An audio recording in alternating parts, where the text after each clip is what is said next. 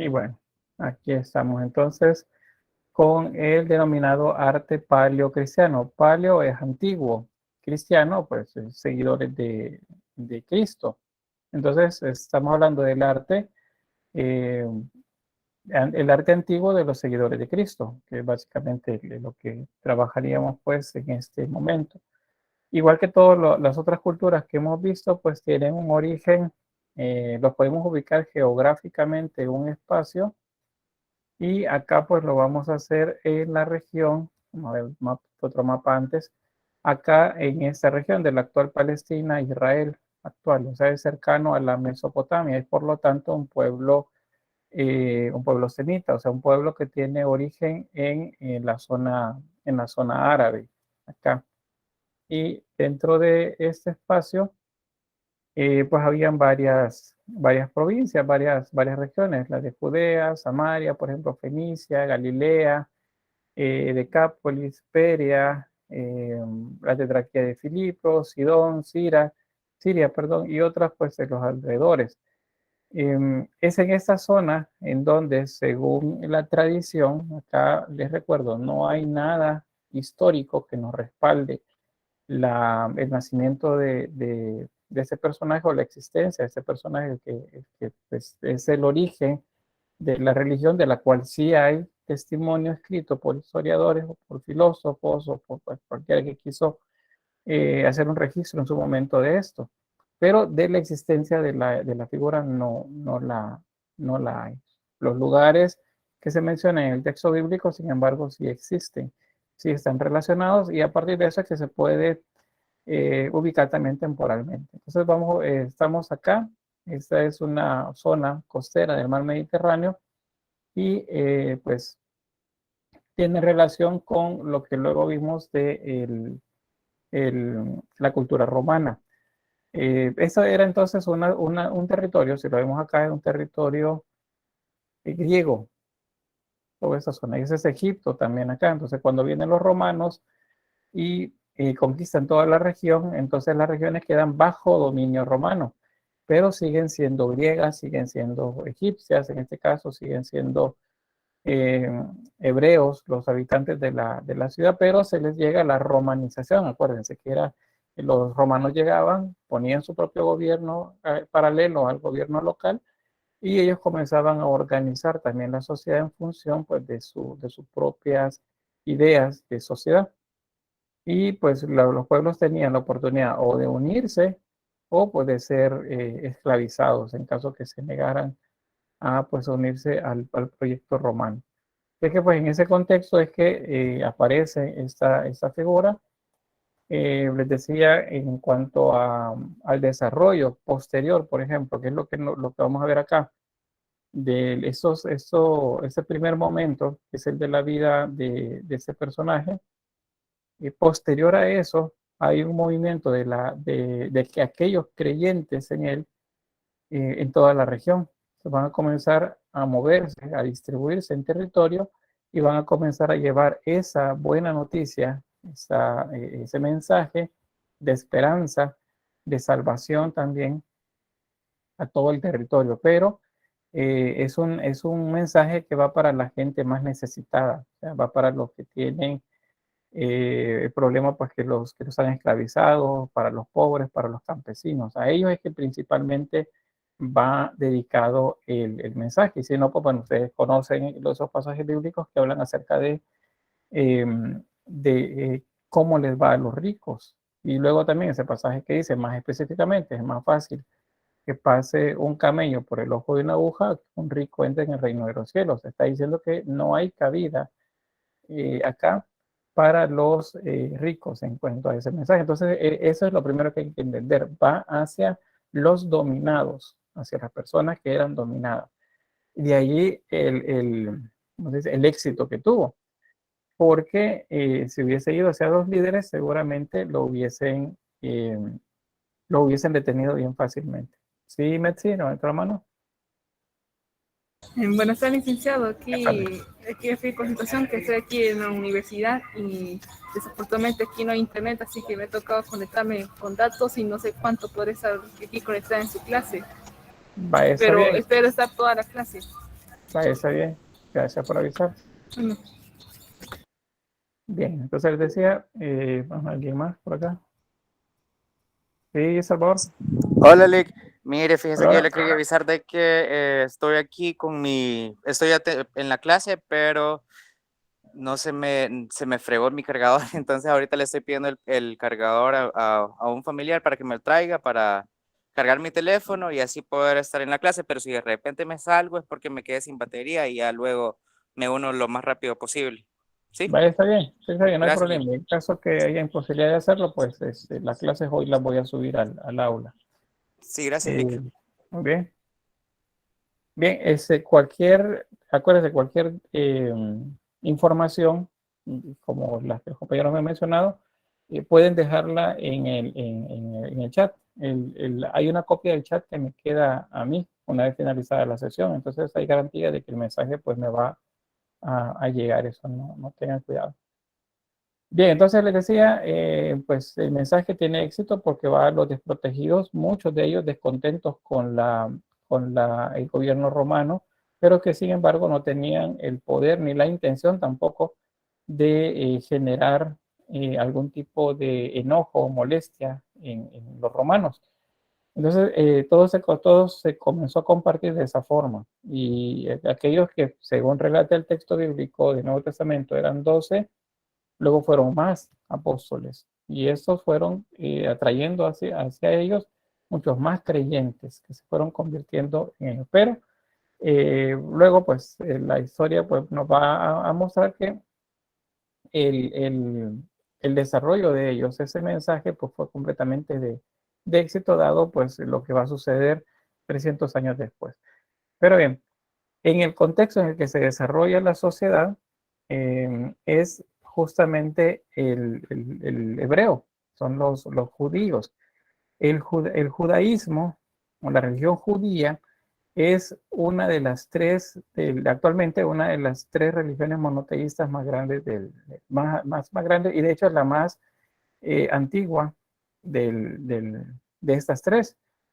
Las otras dos religiones monoteístas, aparte del judaísmo, son el cristianismo en cualquiera de sus vertientes y el islam, también en cualquiera de sus dos vertientes. Son las otras dos religiones monoteístas. Entonces, eso hay que partir primero. Los judíos eran monoteístas, creían en un solo Dios. En ese contexto es que se desarrollan los primeros cristianos. O sea, son judíos que esperaban la venida de quién. A ver quién me dice. Del esperaban Mesías. Un Mesías. En sí, un Mesías sería como un elegido. Esperaban más un rey, técnicamente, más que solo una persona elegida, no como profeta, sino como un rey. Muy bien, alguien con un poder también en la tierra, no solamente espiritual. Bien, ¿qué más?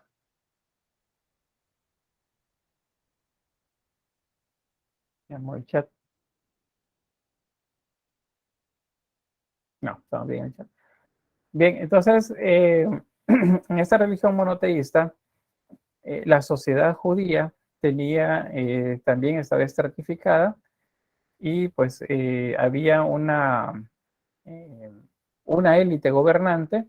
Esos eran los saduceos. O sea, los saduceos seguramente es un término que les suena porque lo menciona en el Nuevo Testamento. Los saduceos son los gobernantes, es gente rica. Estamos hablando de ricos. Los saduceos eran de donde estaban el Sanedrín, por ejemplo, los sacerdotes principales, y de entre ellos el sumo sacerdote, que es el líder máximo. Ellos eran, ¿cómo les llaman? Eran bastante conformes con el trato que tenían con Roma. Es decir, entonces eran colaboradores con los romanos, porque pues ellos sabían que tenían lo necesario para vivir, no pasaba ninguna carencia y siempre y cuando los romanos estuvieran contentos, pues ellos iban a estar también contentos, no van a tener ningún problema. Entonces esos son los saduceos. Luego la segunda clase o el segundo estrato social son los fariseos. Los fariseos es como decirles una clase media. Esos también tienen riqueza, no son tan ricos como los saduceos, y estos son muy religiosos también. O sea, quizás un tanto más celosos con su religión judía, aún que los saduceos, porque dijimos que los saduceos lo que les interesa es el poder. Los fariseos son mucho más, ¿cómo se dice? Son bastante, hay una palabra que se me ha escapado, fíjense, eh, pero que tiene que ver con ese celo que tienen con su religión. Y ya recuerdo cuál es la palabra, son conservadores.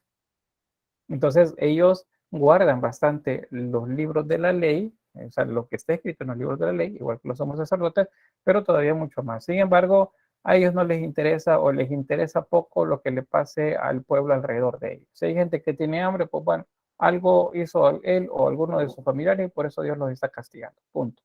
Ellos no se preocupaban por nadie. Eso también por eso los hemos escuchado que lo mencionan en el texto bíblico como mal ejemplo, ¿verdad? No sean como los fariseos o no sean como los saduceos. Por eso mismo, porque quien se los está diciendo venía de los estratos inferiores. Esos son el pueblo llano, acá.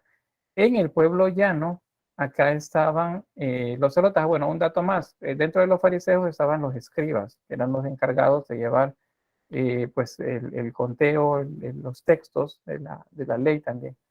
Entonces, en el pueblo llano, acá es donde estaban la mayor parte de comerciantes en pequeño, los artesanos también estaban acá, y dentro de ellos había un grupo, era casi como una secta, que se denominaban celotas o celotes, les he mencionado ese término también. Los celotas como estaban esperando la venida de ese Mesías, o sea, ellos eran como muy extremistas en cuanto a ese pensamiento. Y pues ellos estaban en contra de el trato que tenían los fariseos y saduceos con los romanos. Entonces estos no perdían oportunidad en la que si podían matar a alguno de los colaboradores, ya sea saduceo o fariseo, lo hacían. Entonces dentro de ellos eran casi como que soldados esta secta.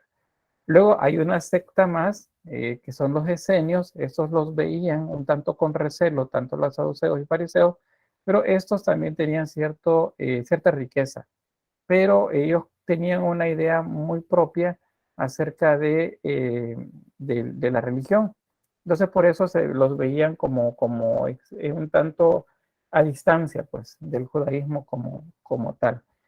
Ya dentro de esas tenemos, bueno, somos sacerdotes, les decía, es dentro de los saduceos, igual a los sacerdotes, dentro de los fariseos, los escribas, dentro del pueblo llano estaban los celotas, y como bajo todos los anteriores estaban las mujeres, a quienes se les consideraba de una categoría inferior a los hombres, porque acá si hablamos de eso, pues básicamente estamos hablando de los hombres, no de las mujeres. Las mujeres conformaban un grupo aparte, que estaba integrado a todos estos, ¿verdad? Pero se les consideraba siempre de menor valía.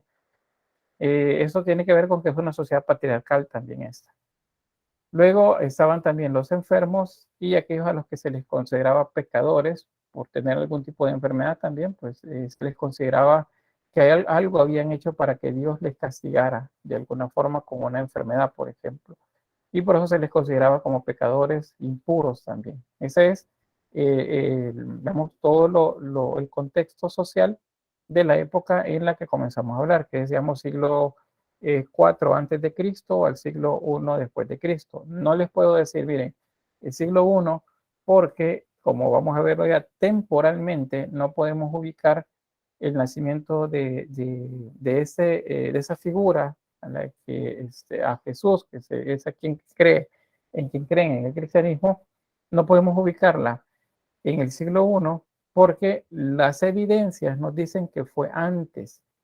Si nació, tuvo que haber sido antes de la fecha que está señalada actualmente. Que si les pregunto cuántos años hace que nació Cristo, pues el año es 2022. Ese es digamos, el oficial dentro del cristianismo.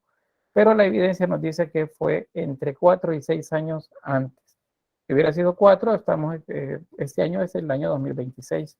no el 2022. O sea, hay un desfase en años ahí, pero el ajuste del calendario no creo que lo hagan al corto plazo, no es algo que vayan a realizar. Bien, preguntas hasta acá, ¿todo claro? ¿Alguna duda o algún aporte? ¿Sí, Manuel? Buenas, Nick. Sí. Que la diferencia entre los saduceos y los fariseos, más que una diferencia, por así decirlo, económica, era doctrinal realmente. Porque, o sea, tanto fariseos como saduceos eran grupos religiosos y también políticos. Uh-huh. Solo que los fariseos eran como más degradados. Además, casi todos los sumos sacerdotes que hubieron en la época de Jesús, o hasta incluso antes del nacimiento de Jesús, habían sido saduceos y casi no fariseos.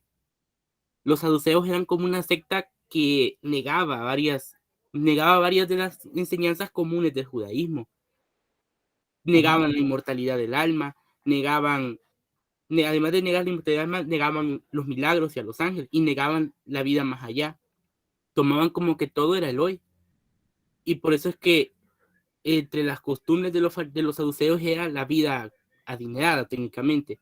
Tendrían a vivir con mucho dinero y no les tendría a importar mucho otras cosas, y se apegaban técnicamente a la Torá, o sea, los 5 libros de la ley, pero no de una forma celosa. Mientras que los fariseos eran más conservadores, ellos sí eran más místicos y no solo observaban los 5 libros de la ley, sino que también veían los profetas, veían los demás escritos que habían. Y posiblemente Jesús, sí, al ser un rabino, posiblemente pertenecería más a los fariseos que a los saduceos. Muy bien. Algo así como No, está bien, gracias por el dato. Sí, justamente eso, solo que no había llegado yo a tanto detalle. Pero básicamente es lo que has mencionado. Bien, ¿quién más me levantó la mano? ¿O alguien más que quiera participar? ¿No? Bueno, estamos claros entonces por ahí. Bien, entonces así la clase social, bueno, dicen sí, luego no. ¿Alguien levantó la mano? Hola, yo. Hola, dígame. Un sacerdote de por aquí me dijo un día eso que acaba de decir usted, de que probablemente estaríamos en el 2026, porque según las criptas de todos los que mandó a matar Herodes el Grande, aparecen las fechas ahí y no concuerdan con la fecha que tenemos ahora. Exacto, ese es un dato que por cierto lo van a ver en la historia 2 un poco cuando se vea el aparecimiento del calendario el moderno, el que tenemos nosotros, que es el que corresponde con la reforma gregoriana. Muy bien. ¿Alguien más? ¿No? Bueno, avanzamos. Bien, ahora, ¿cómo era la vida en Palestina en el siglo I? Aquí hablando del contexto romano. Acá, entonces, el esquema de la sociedad estaba de esa forma. Los ciudadanos romanos son los que están en la cúspide de esa pirámide, luego terratenientes y aristocracia provincial, luego funcionarios públicos, después sacerdotes y servidores en el templo, luego comerciantes y artesanos libres. Si alguien me verifica ahí el micrófono, por favor, que se encendió. Luego, trabajadores agrícolas en régimen de esclavitud o libres arrendatarios, esclavos domésticos y esclavos fugitivos, marginados sociales, enfermos contagiosos, bandoleros, ladrones y un largo etcétera. Ese estaba en la parte inferior. Entonces, dentro de estos, ¿dónde es que pues se nos ha contado la historia? Pues justamente es en los estratos inferiores. Acá. Y se muestra dentro de lo que ustedes seguramente habrán leído, dentro del texto, una pugna entre estos dos grupos. ¿Por qué? Porque no estaban desde arriba, los veían con desdén y desprecio a los que estaban abajo, y desde abajo los veían un tanto con enojo y como un poco de resentimiento pues a los que estaban arriba. Entonces, eso sucede. Por eso, dentro de lo que conocemos, se percibe que las personas, los judíos, que a veces le preguntan cosas a Jesús según el texto bíblico, buscan que él diga algo en contra de esa gente que está acá arriba, o buscaba, de hecho, que en esa idea de que él viniera como un rey, un Mesías, viniera pues a liderarlos para hacer una revolución en la que las cosas fueran diferentes y ellos comenzaran a tener mucho de lo que se les negaban los de arriba. En el caso de los celotas, les decía, estos sí eran como un tanto más de armas tomar y ellos pues hicieron varias revueltas a lo largo del tiempo que correspondería con la vida de Jesús acá en la tierra. Esos 33 años hubieron no menos de 5 revueltas en contra de los romanos, por lo mismo, porque no aceptaban este grupo, no aceptaba el dominio romano. Pero les recuerdo, estas dos sectas, o digamos, estratos superiores, que son los saduceos y los fariseos, pues ellos estaban un tanto más de acuerdo con el trato, dado que pues sus privilegios ellos los tenían.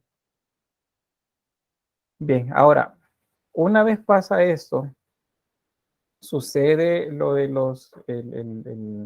esos 33 años, los 3 años de vida pública que se dice de Jesús, en los que él enseña una manera diferente, les da palabras de aliento, les dice cosas que antes nadie les había dicho, les hace relación con, con algo que tal vez habrán escuchado de la ley judía.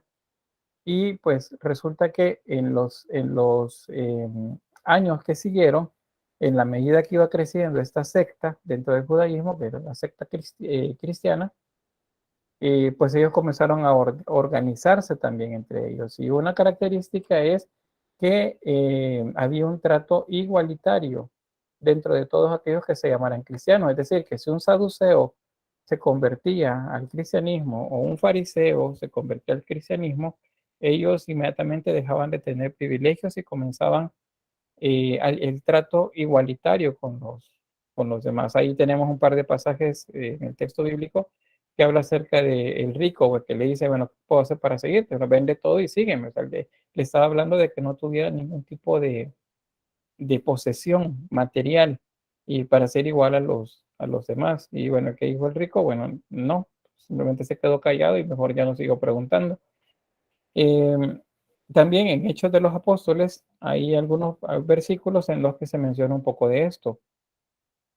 Acá están, les marco dos, el capítulo 2, versículo 45 y capítulo 4, versos del 32 al 35, se habla acerca de que no habían propietarios, o sea, nadie poseía nada. Si yo tenía privilegios, tenía dinero, yo lo que tenía que hacer es justamente la, la, la recomendación o la orden que se había dado. Vendan todo lo que tienen y repártanlo entre todos. Entonces, un rico, un saduceo, tenía que vender todo lo que tenía y luego entregárselos a los que coordinaban, a los líderes que habían, y ellos lo repartían entre todos o lo utilizaban para el bien común. A eso, aunque no les parezca, pues a eso es a lo que se le denomina comunismo. Y esa es quizás la única época real en la historia en la que ha existido comunismo, porque otras ideas que aparecen a finales del siglo XIX, principios del XX, que es el comunismo y el comunismo que conocemos actualmente, creemos el socialismo del siglo XXI, pues no, nada tiene que ver con esto, porque acá era así, efectivamente, nadie tenía nada. Y el que llegara a tener algo tenía que repartirlo para el bien común, o sea, de todos. Y por eso es que se dice que no había propietario. Entonces el trato es igualitario, no hay rangos, no hay nobleza dentro del paleocristianismo y se podía compartir tanto con aquellos que en su condición en la sociedad judía o dentro del trato del esquema social romano fueran esclavos. Puede que afuera, eh, frente a todos, yo seguía siendo un fariseo o yo seguía siendo un esclavo, pero cuando me juntaba con aquellos seguidores de Cristo de este momento, pues entonces esa categoría desaparecía y yo era igual a todos los demás. Eso es algo de lo que también ayudó a que el mensaje fuera bastante efectivo, que a la gente le gustara y por lo tanto pues fueran llegando cada vez más adeptos a este mismo. Y se hacía un tanto en secreto, porque se les acusaba de sedición en caso de que se supiera que, que alguien estaba haciendo eso, o sea, que estaba en contra entonces de la autoridad. De alguna forma se desconocía la autoridad establecida en ese momento, entonces no querían que eso sucediera. Por eso los cristianos comenzaron a moverse más bien en secreto, sin que nadie supiera. Ya, o sea, compartían su mensaje, pero cada vez lo fueron haciendo más en círculos cerrados, más que de manera libre y pública como lo hizo Jesús. Luego, según el texto que les he colocado, al finalizar el ministerio de los apóstoles, o sea, cuando los apóstoles mueren, ya sea por martirio o por edad, el martirio significa que murieron asesinados a causa de su fe.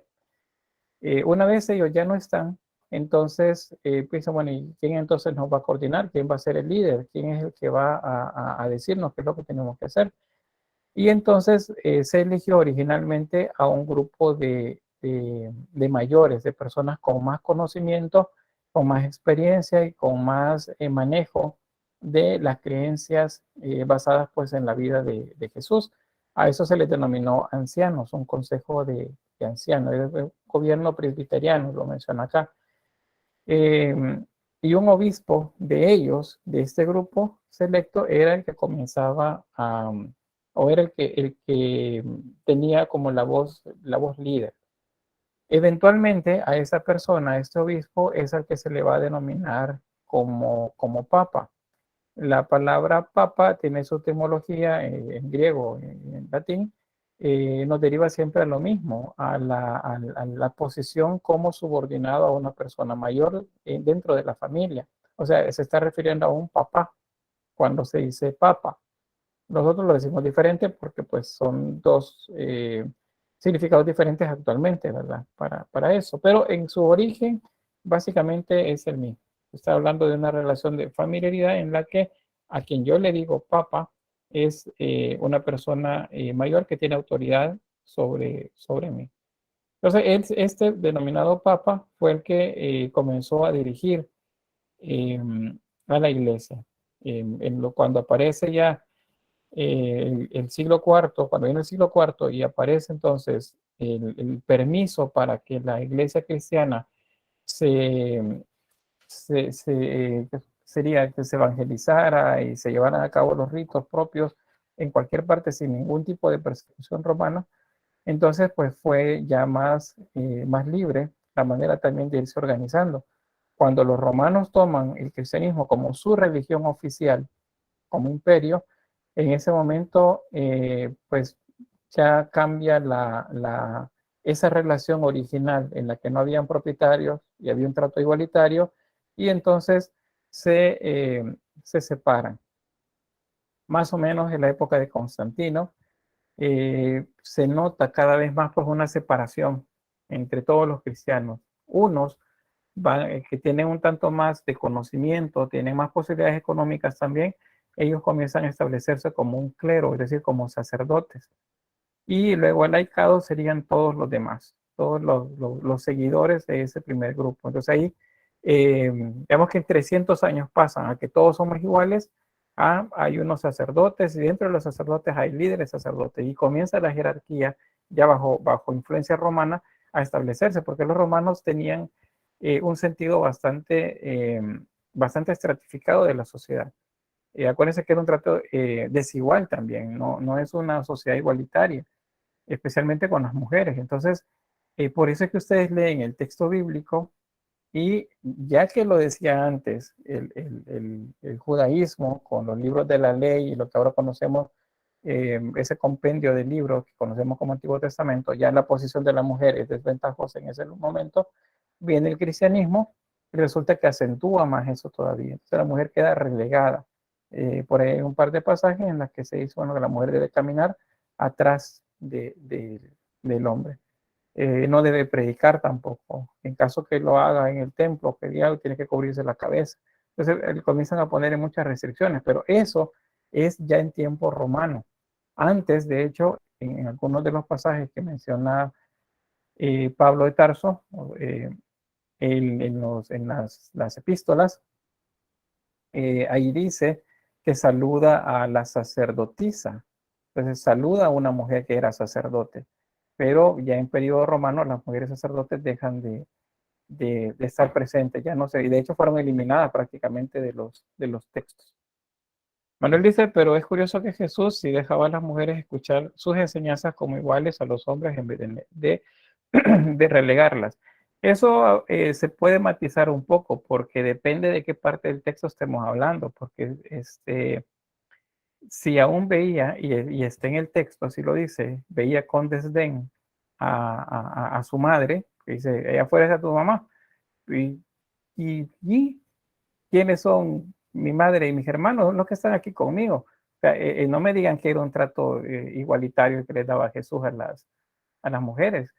Sí hay pasajes en los que se nota, se percibe esa cercanía con el caso de aquellos que estaban en situación de abandono, una viuda, por ejemplo, una mujer enferma, una mujer viuda. O sea, se nota que ahí hay un trato, hay mensajes de esperanza, pero en la práctica era otro tipo de trato el que se tenía.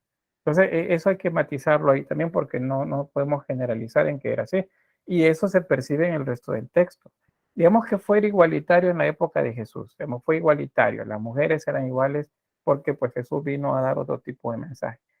Pero entonces debemos entender que cuando los romanos retoman la conducción del cristianismo, entonces ellos van a construir los textos a partir de sus propios criterios sociales. Y entonces allí es donde comienza a verse cada vez más y más relegada la imagen de la mujer. ¿Por qué? Porque los romanos se basaban en una sociedad completamente desigual y en la que la mujer pues no tenía privilegios en ningún campo de su accionar. Y eso también se percibe pues ahí.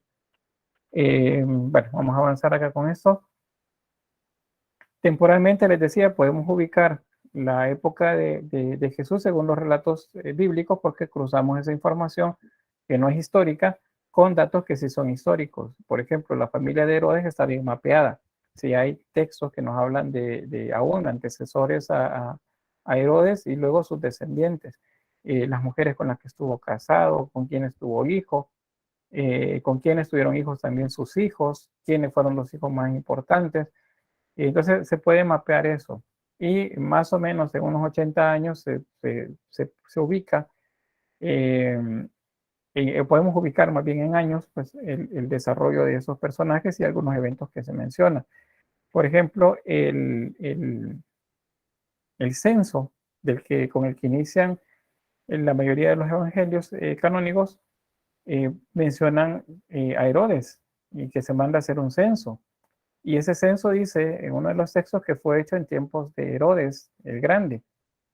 Y entonces, luego, si se ubica la fecha actual que se tiene, que es el siglo I después de Cristo, que sería el año 754 de la fundación de Roma, no, 353 de la fundación de Roma, encontraríamos entonces que el año del nacimiento, ese año 1, fue previo a la fecha que se dice, o como lo tenemos relatado en la Edad Media, como se quedó instituido en la Edad Media más bien. Entonces estaríamos en el año 2026, más o menos, puede que sería 2028, si hablamos de 6 o 4 años, más o menos el desfase que hay. También Herodes Agripa se puede ubicar también, y Agripa es del que habla el texto bíblico cuando se habla de la pasión de Cristo. Es a este Herodes al que se refiere, no o sea, este es el abuelo, este es el nieto. Son los dos Herodes que se mencionan en el texto bíblico. Se menciona también a Pilatos como pretor, como el que daba impartía la justicia y era el encargado de tener pues, la tranquilidad para el bien de Roma en esa región. Aquí hay un dato también interesante, fíjense, según lo históricamente comprobable de Herodes, es que era una persona bastante despiadada, o sea, era casi que el común de un líder romano. Pero si ustedes leen el texto bíblico y revisan los pasajes en los que se le mencionan, a él se le percibe como una persona bastante que meditaba lo que hacía y bastante, digamos, cuerdo en las decisiones que tomaba. Él decía, no, porque yo no, ya este no está haciendo nada, ¿por qué lo voy a matar? ¿Por qué lo vamos a matar como Roma si él no ha hecho nada? Yo no encuentro ningún tipo de falta en él. O sea, él sabía que no había ninguna falta. Así se percibe en el texto. Y luego que al final dice, bueno, que se lava las manos, que es un acto simbólico en el cual se despojaba de responsabilidad el que daba la orden. Y bueno, ¿y qué dicen los judíos? Que caiga sobre nosotros la culpa o la sangre, no recuerdo cómo dice ahí el texto. Entonces, ¿qué es lo que vemos ahí también en esa parte del texto bíblico? Es que los romanos están construyendo esos libros. Entonces, los romanos dejan en una posición bastante favorable el papel de su representante en esa época, que fue Pilatos, Poncio Pilatos, y dejan mal a los judíos. Y tiene lógica, de quien se querían separar era de los judíos, querían marcar diferencia entre judíos y la nueva secta que estaba tomando ya la apariencia, más bien, o la constitución, más bien, de una religión como tal. Entonces ahí podemos percibir esos aspectos en el texto. Bien, ¿algún aporte o pregunta?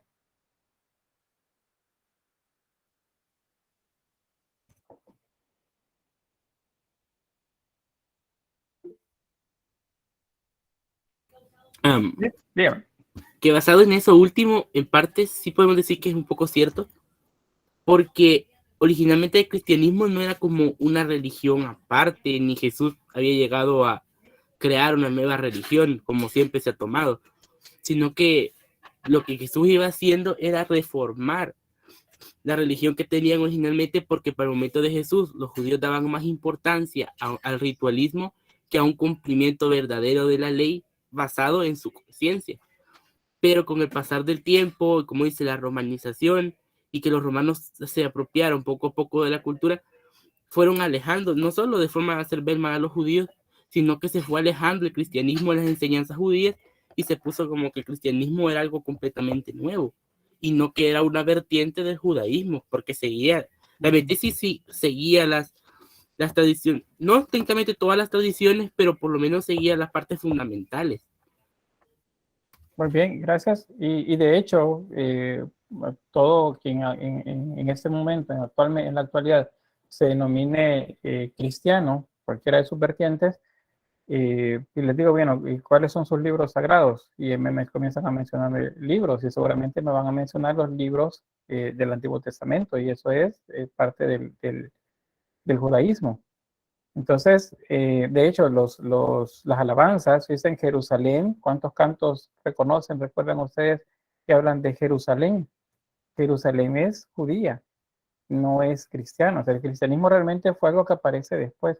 Como bien lo dice el compañero, en la época en la que Jesús se mueve, él no está generando una nueva religión, él está simplemente pensando en que se vea diferente, dice, en que ya no vivan bajo la ley, dice en su momento. En varios pasajes dice, ya no es la ley la que es vigente, porque en la ley se les dijo ojo por ojo y diente por diente, ¿verdad? Yo les digo, no, si alguien les pega una mejilla, coloquen la otra. Está hablando de reformas dentro de la misma religión judía. Pero una vez él ya no está, sus seguidores van a formar una secta que se mueve paralelo al judaísmo, hasta que luego pues, se convierte en algo de mucho más éxito que el judaísmo mismo, como incidente en las regiones, y luego Roma lo toma, porque él ve la oportunidad ahí de lograr seguir en el poder. Gabriela dice, el hijo de Cleopatra, ¿dónde reinó? Dice que ese dato no se lo tengo, Gabriela, y le fallo. No sé si alguien por ahí lo puede verificar y luego pues ahí lo comparte en el chat o pide la palabra, ¿verdad? Si quiere participar. Bien, avanzo por ahí. ¿Cuáles son las fuentes de esto? Y es importante que las reconozcamos para saber de lo que vamos a ver, la iconografía. O sea, no podemos ver iconografía si antes no sabemos de qué estamos hablando. Eso es algo básico. Es como entender la cosmovisión de una cultura. Debemos entender en qué pensaba, y eso es religión, sociedad, para poder entender la obra que está realizando. Entonces ustedes, cada vez que vayan a hacer análisis, en este caso de una imagen, por ejemplo, pues hay que saber de la religión. Y les digo eso porque en algún momento pues, van a hacer ustedes análisis en la historia 4 acerca de imaginería. Y la imaginería son esas esculturas que se desarrollan dentro del cristianismo católico. Entonces, pues yo sé que muchos acá no son católicos. Entonces, es difícil que se logre entender una de estas imágenes si no se entiende de dónde viene. Entonces, hay que leer antes. ¿Sí? Pero es que eso es pecado. Eso no es ningún pecado. Eso es completamente válido dentro de nuestro proceso académico, pues hacer la lectura de algo sin prejuicios religiosos. Eso es como un adelanto a lo que vamos a ir viendo más adelante, donde les voy a hablar un poco más acerca de esto de los prejuicios que se pueden tener. Les remarco la importancia de saber antes de leer el texto bíblico para poder entender el arte. Y digo eso porque también yo sé que igual que hay gente que no lee la Biblia, ni la habrá leído en algún momento, por la razón que sea. Pero debemos entenderlo, debemos leer para poder contextualizar y que sea más fácil de entender visualmente o iconográficamente una imagen. Entonces, por eso vamos a hacer este repaso por acá. Las fuentes del paleocristianismo pues son evangelios y evangelistas. Básicamente eso es lo que se va a conformar a partir del siglo III. Antes de eso, lo que se tiene es tradición oral y algunos textos que andan sueltos, que se mueven y los atesoran bastante algunos por ahí. Entendemos entonces acá que los primeros cristianos recogen las primeras predicaciones de los primeros discípulos y las escriben. Luego esos escritos se le van a adjudicar o se va a decir que tal apóstol lo hizo, lo dijo, aunque no necesariamente lo haya dicho él tal cual está escrito ahí, pero se está basado en las enseñanzas de él, por ejemplo, decirles Lucas, Mateo, Marcos o Juan. Dice el Evangelio según San Lucas, pero no lo escribió Lucas. A él se le adjudican los textos porque seguramente en esta primera etapa algo escribió y eso se fue atesorando, pero se le fue agregando en la medida que pasaba el tiempo. El mensaje central de esos textos que existían era pues el mensaje de muerte y resurrección de Jesús. No solamente la muerte, no solamente el mensaje que nos hablaba de esa vida posterior, sino también dentro de ellas que Él moría y resucitaba y que había subido al cielo y que iba a venir a salvar a todos los que estuvieran, ya sea vivos o muertos, en el momento de una eventual venida de Él como juicio final, del cual se habla hasta más adelante, no se habla por acá. Bien, entonces acá tenemos algunos datos que nos ubican contextualmente. Mateo y Lucas dicen que nace durante el reinado de Herodes, que es Herodes el Grande, ¿verdad? Que ya vimos. Eso es un dato histórico, entonces. También los datos históricos, que los romanos eran muy dados a registrar quiénes eran los gobernantes, eso por cuestiones tributarias, llevaban un registro bastante bueno. Se dice que Herodes reina entre el año 37 y el 4 antes de Cristo. O sea, Herodes muere en el año 4 antes de Cristo. Pero Mateo y Lucas dicen que Jesús nace bajo el reinado de Herodes en esa provincia romana. Entonces, ¿qué significa? Que él tuvo que haber nacido entre estos años, ya casi llegando al año 4 antes de Cristo. Luego otro dice, Mateo, que él nace en la época de César Augusto, siendo ese emperador de Roma. Y eso entonces también los historiadores lo ubican entre el año 6 y el año 4 antes de Cristo. Entonces por eso es que podemos afirmar que la ubicación temporal del nacimiento de Cristo, si es que sucedió, está equivocada. O sea, no fue hace 2022 años, sino que fue hace probablemente 2026 o 2028 años, por ahí. En ese rango más o menos estamos de tiempo. Pero les repito, el calendario nadie lo va a reformar porque no se puede. Habría un descalabro de toda el conocimiento, la ciencia, por cuestiones de cómo se ha medido el tiempo durante más de 1000 años. Bien, ¿qué más? Bueno, el dato sobre la fecha es el Papa Hormisdas quien encarga a Dionisio el Pequeño, que ese es un astrónomo, que era un abad, por cierto, en un monasterio, eso es en la época medieval. Él dice que reforme el calendario dioclesano, que es una de los primeros cambios que hubieron al calendario que se llevaba con Roma. Entonces, y establecen como el primer año de la era cristiana el nacimiento de Cristo, o sea, por ahí fue que se hizo. La deducción el astrónomo fue que el nacimiento tuvo lugar, dice, en el año 753 de la fundación de Roma. Pero los datos anteriores nos dicen que tuvo que haber sido más o menos en el 748, o sea, unos 4 o 5 años antes. Eso es lo que nos dice la evidencia actualmente.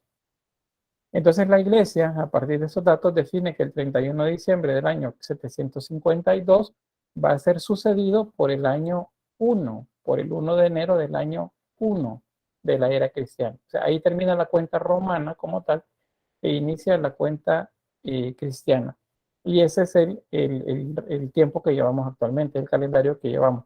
Por eso es que les digo antes de Cristo, después de Cristo. Y me dice, ¿cómo usted dice que no es un evento histórico? ¿Cómo es que dice que históricamente Cristo no sucedió? No nació, no existió. Sí, siempre nos está hablando de antes de Cristo y después de Cristo. Ahí está afirmando que existe. Y lo que sucede es que el calendario que llevamos así se nombra, antes de Cristo y después de Cristo, porque así se estableció.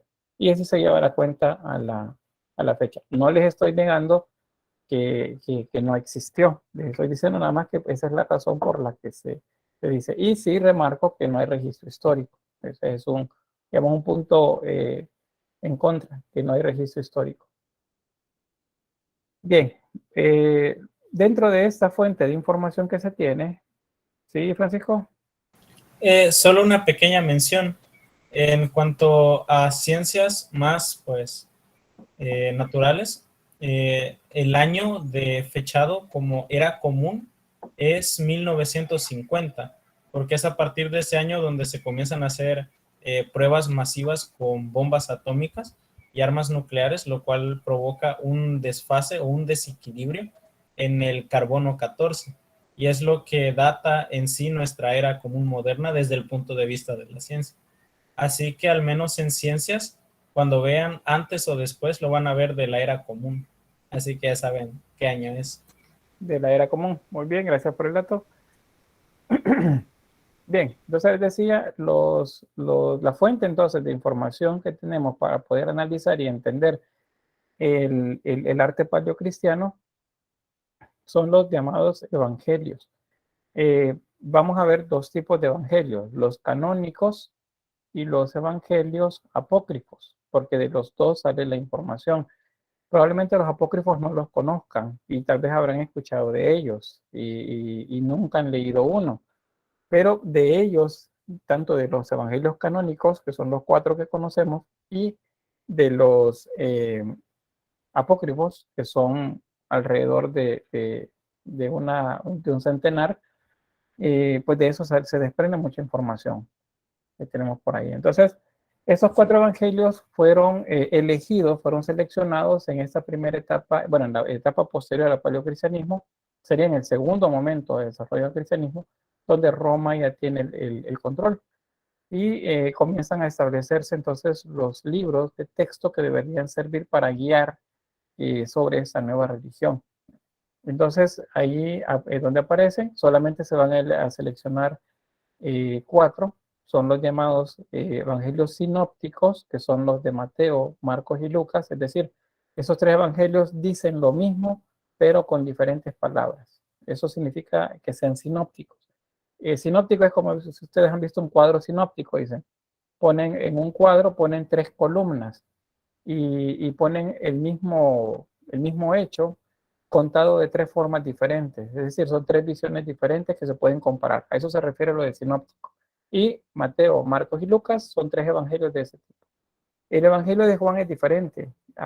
Probablemente se escribió en una época diferente a los primeros tres y por eso aborda elementos que no están contenidos en los anteriores. Son elementos nuevos los que aporta Juan.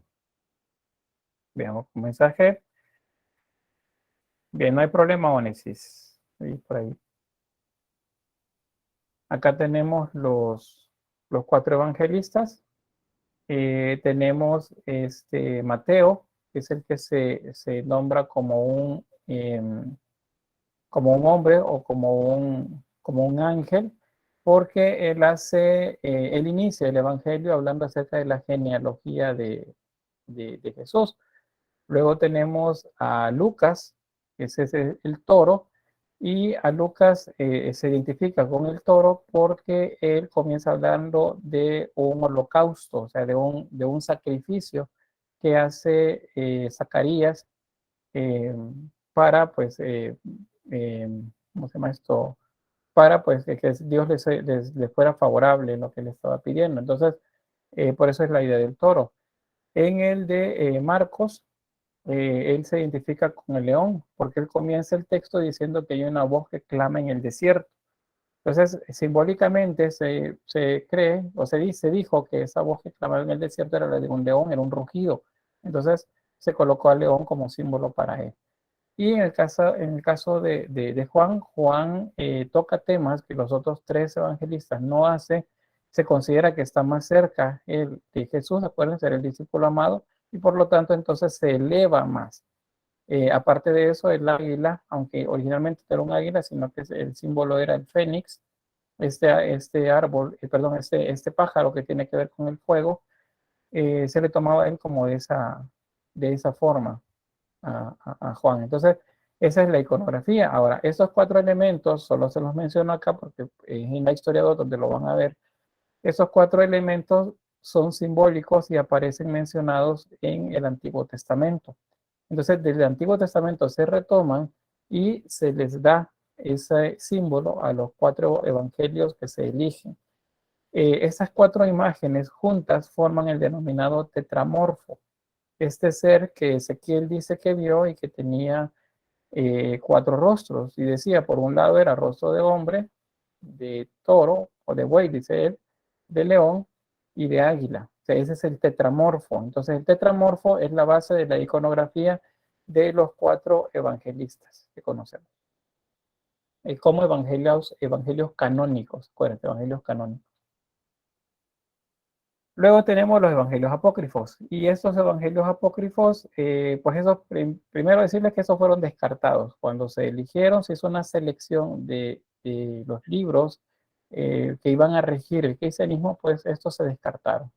¿Y por qué se descartaron? Porque se alejaban de la idea que se estaba creando de Jesús. Mencionaba ayer en la práctica que teníamos que habían varias vertientes. O sea, no crean que todos pensaron que Jesús era fue uno mismo, y todos lo veían de igual forma. La mayoría no lo conoció, no lo vio nunca, sino que solo oyó hablar de él. Entonces cada quien oyó una versión. Esas versiones fueron tomando fuerza y fueron conformándose en vertientes dentro del cristianismo. Muchos de estos textos que fueron descartados fueron escritos por esenios. Y esto ya vimos que era una secta judía también, que eso luego se convierte en el cristianismo, y tienen una visión diferente de los demás. Entonces, por eso se descartan. Sin embargo, algunos de estos evangelios van a aportar elementos iconográficos para muchas de las imágenes. ¿Qué significa? Que aunque no los tomaban en cuenta, los leían. Eso es seguro que los leían. Los monjes los leían, los obispos, los sacerdotes, en su primer momento del paleocristianismo, los leían y a partir de ellos generaban imágenes, formas con las que se identificaban ciertos aspectos de la vida cristiana.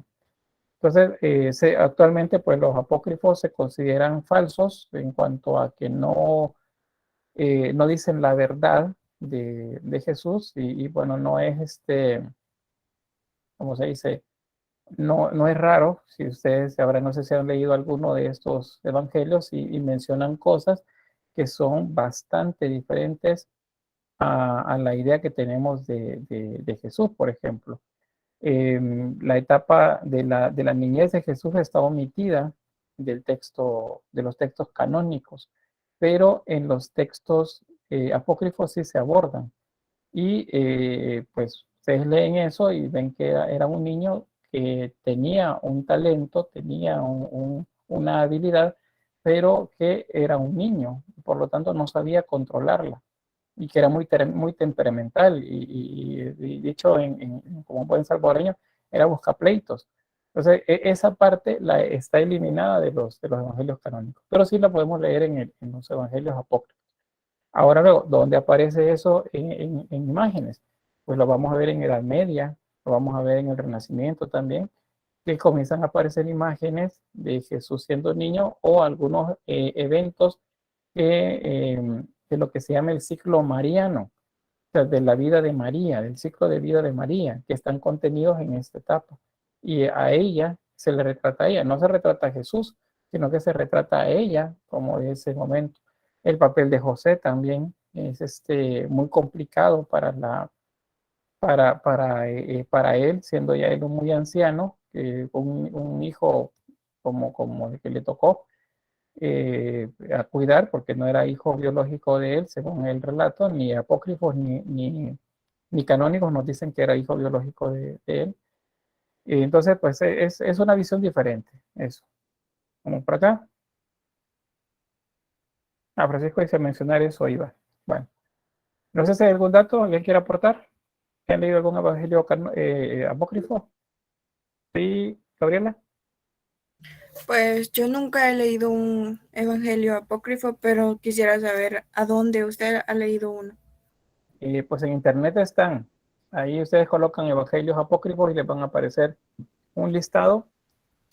Muchos de ellos están ahí. Yo quizás les recomendaría, por ejemplo, el protoevangelio de Santiago. Aporta bastantes ideas que luego las van a retomar en el arte, en la Edad Media, especialmente en el periodo románico y gótico. Más en el gótico. En el gótico es donde más hay sobre el ciclo mariano. Ahí se toma bastante ese. Está también pues se me escapó el nombre. Bueno, no, pero aquí están. Me acordé que aquí se los coloqué. El Evangelio de Tomás y el Protoevangelio de Santiago. Esos son bastante interesantes y nos aportan más, que si les digo, miren, vayan a leer el Evangelio de Judas o el Apócrifo de Juan o el Evangelio de los egipcios, el de María Magdalena y bueno, un montón que van apareciendo luego ahí con esas teorías conspiranoicas también que van apareciendo otros por ahí. Un dato también sobre esto es que por la década de los 30 del siglo pasado, 1930, 34 por ahí, en una cueva cerca del Mar Muerto se van a ubicar unas ánforas en un lugar que parecía como una biblioteca. Y dentro de ellas se encuentran textos escritos enrollados, como se guardaban en esta época los textos, los rollos de la ley, dicen los rollos de tal enseñanza, o sea, todos se enrollaban, se colocaban dentro de ánforas, como para guardarlos, para preservarlos. Se cree que fueron los esenios los que se escondieron ahí y guardaron esos textos y siguieron construyendo textos luego de la destrucción de Jerusalén. Acuérdense que Jerusalén fue destruida por los romanos en el 72 después de Cristo. Entonces, pues todos los judíos salieron huyendo, incluyendo los esenios. Entonces, se cree que de ellos es que vienen estos libros. Y ahí se han encontrado bastante de estos evangelios apócrifos. Ahí es donde sale mucha información de ellos. A mí me dijeron... ¿sí? Ay, disculpe. A mí me dijeron que, por ejemplo, el Evangelio de Judas no lo agregaron porque contradecía todo lo que decía la Biblia. Porque según Judas, Jesús lo había mandado a entregarlo. Y según la Biblia, lo acusan de traidor. No fue así. No fue así. Cuando puso para que vean cómo es el manejo de cómo se maneja la información. Cuando mete el pan, le dice, bueno, ¿y quién va a ser? ¿Quién? Uno se va a traicionar. ¿Quién? Dicen. Y él le dice, el que moje conmigo el pan. mete el pan en el vino y en ese momento pues Judas lo mete también. Y le dice, lo que tengas que hacerlo, hazlo pronto. O sea, lo está mandando a que lo haga. Eso no es apócrifo, está en los evangelios canónicos, ahí aparece. Sí, Eh, pero que según, o sea, que Judas cuenta tal y como fue todo y cómo lo acusan de traidor. sí, probablemente existe ese, no, pero probablemente digo, en el texto que aparece, Por eso es que eh, se mira cuando le va a dar un beso ujú, y le dice el beso de la traición, no sé. algo así, correcto. Y Pero también está el Evangelio de la Virgen, ujú, pero que no lo escribió ella porque antes las mujeres no podían escribir. muy bien, está bien el dato. No todas, porque sí sabían quiénes sí sabían escribir, pero sí había como una prohibición, acuérdense, por lo mismo de la sociedad. Eh, Se me escapó lo que les iba a comentar, pero voy a leer aquí lo que me ha escrito en el chat. Francisco dice, hace tiempo hizo que leí el Evangelio de María por un trabajo del instituto, la maestra era fanática del Código da Vinci. El Código da Vinci le vino a agregar un montón de cosas que no tenían nada que ver con lo real, y hay cosas que se creen a partir de la película que es cierto, o a partir del libro, pero que no es así. Luego dice, Brian dice, cuando Jesús echa a los comerciantes en el templo, están en los textos apócrifos o en el canónico. En el canónico, está en los evangelios oficiales del cristianismo. Messi dice, es canónico, si no mal recuerdo. Bueno, sí, justo ahí le estaba respondiendo. Ismael dice, en la película Estigmata del año 2000 relaciona los evangelios no publicados.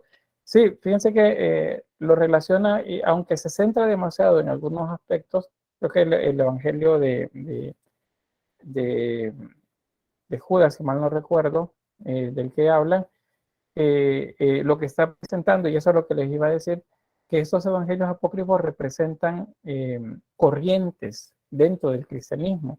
Algunas corrientes son más filosóficas, algunas quizás eran un poco más esotéricas, entonces por eso es que las eliminaron, las apartaron, dijeron, no, estas no van acá, y se quedaron solamente con los cuatro libros o construyeron los cuatro libros que conocemos actualmente. Por eso, porque tenían ciertas corrientes. Entonces, en esa corriente de la que habla la película Estigmata, Dios está en todas partes. Eso es como un poco panteísta la, la versión del cristianismo que propone. Rompe la piedra y ahí estaré, o no, rompe la madera, creo que dice, y ahí estaré, levanta la piedra y me encontrarás. Está diciendo que Dios está en todas partes y que por lo tanto no se necesita de una estructura que nos diga qué es lo que hay que hacer. Eso es lo que por ahí creo que va la película, ese estigmata. Brian dice, es que según se dice, muestra una imagen diferente de Jesús en las pinturas, sale como enojado y con algo como un látigo en la mano. Por eso pensé que sería apócrifo. No, de hecho seguramente lo hizo muy enojado y eso, ese temperamento se percibe en el texto. Si no, vayan a leerlo luego de la clase. Realmente estaba enojado y molesto cuando expulsa a los comerciantes dentro del templo. Se percibe de esa forma. Y por cierto, eso llama la atención de los celotas. O sea, estos creen, o sea, más bien dice, es que eso es lo que para ellos se necesitaba, que llegara a hacer una revuelta y a repartir látigo por todas partes. Y de esa forma ellos pensaban que se iba a poder reformar la situación como estaban, pero realmente no, él solamente hablaba del templo en ese pasaje. Ahora, en la imagen, iconográficamente, lo que podamos ver, hay que contextualizarlo siempre. Cualquier pintura que ustedes vean de esto, ven en qué época se hizo. Y una vez ubicando los años, entonces lo ubicamos contextualmente en qué periodo. Pudo haber sido barroco, pudo haber sido renacentista, pudo ser gótico, pudo ser románico también. Prerrománico no tanto porque hay poco de eso en el prerrománico. Puede ser bizantino también, aunque el bizantino fue más bien lo que aportó fue iconos más que escenas como tal. Pero hay que contextualizarlo siempre. Y a partir de ahí, entonces podemos entender la visión también del artista a la hora de hacer esa imagen. Luego, Francisco dice: recuerdo haber visto una obra, otra versión de la muerte de Judas. Dice: es una En esta explotaba, pero no estoy muy seguro de dónde lo leí. Bueno, esa tampoco la recuerdo por ahí. Pero bien, entonces entendido que hay varias versiones y que iconográficamente lo que conocemos, pues no solamente depende de los evangelios canónicos, sino también de los apócrifos, aunque se niegue la existencia de ellos, se niegue la verdad contenida en ellos. Se dice que no es cierto lo que aparece ahí, pero pues en el caso del cristianismo católico, mucho de lo que se considera como parte de la vida mariana, la vida de María, los pasajes en los que María aparece junto con Jesús niño, pues vienen del Evangelio apócrifo y específicamente del protoevangelio de Santiago. Ahí, y bueno, el Evangelio de Tomás también es otro de los que hay bastante información de esto. Pero bien, eso no lo agotamos acá, sino que pues eventualmente vamos a seguirlo viendo en este tema y lo verán en el ciclo 2, en Historia 2. Avanzo. Bien, este es un repaso así breve acerca de los sucesos relatados en la tradición, o sea, lo que es lo que se dice que sucedió. Vamos a ver por ahí. ¿Qué es la natividad?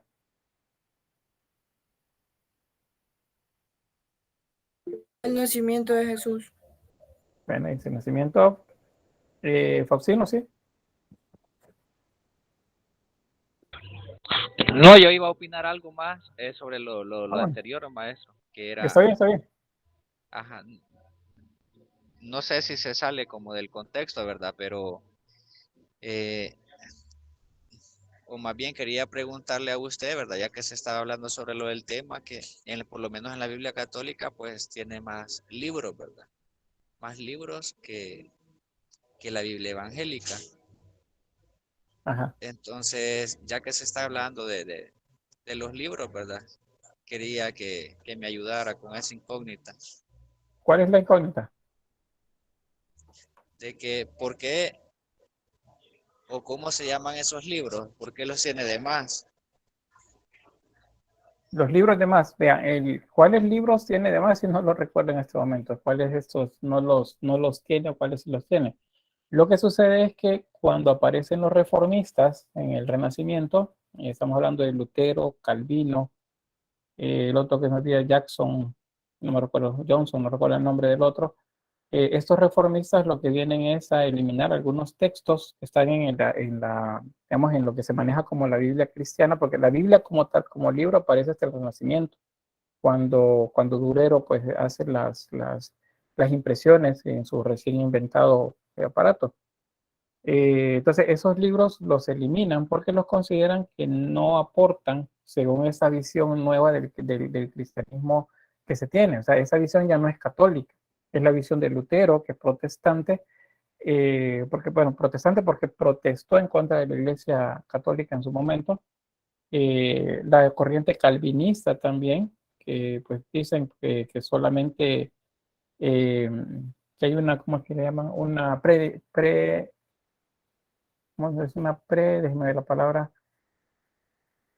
predestinación. Hay una predestinación a la salvación. Entonces, ya los que se van a salvar ya están salvados. Eso, por más que haga alguien que no va a ser salvo, por ser salvado, no va a suceder. Entonces, esas corrientes son las que eliminan, transforman el texto bíblico original, o sea, la Biblia como tal. Ahí es donde las quitan.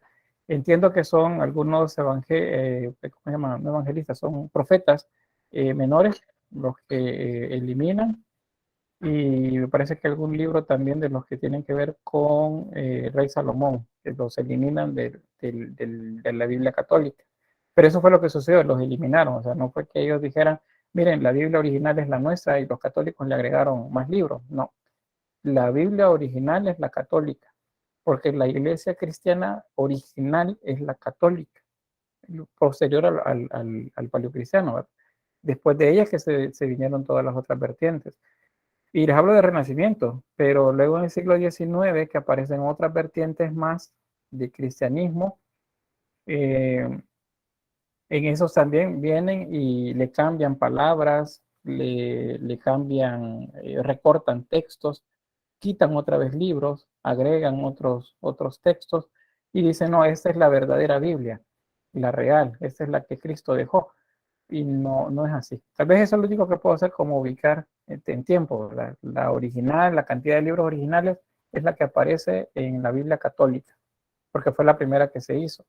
Y a partir del Renacimiento, en las reformas que hubieron, ahí se fueron eliminando libros. Eso fue lo que pasó. En dos momentos, Sí. les decía, Renacimiento y el siglo XIX, justo en la etapa esta del neoclásico, sí, del neoclásico al realismo. Ahí es donde aparecen otros cambios también.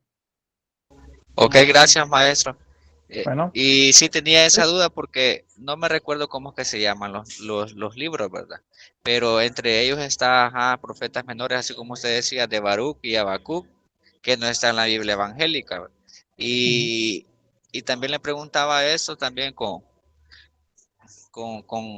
aquella manía que yo tal vez tengo que dice la Biblia, ¿verdad? Que no hay que agregarle ni quitarle, pero lo mismo que usted dice, a veces le ponen o a veces le quitan o le cambian, ¿verdad? Entonces, como que interrumpen el mismo escrito que está, ¿verdad? correcto.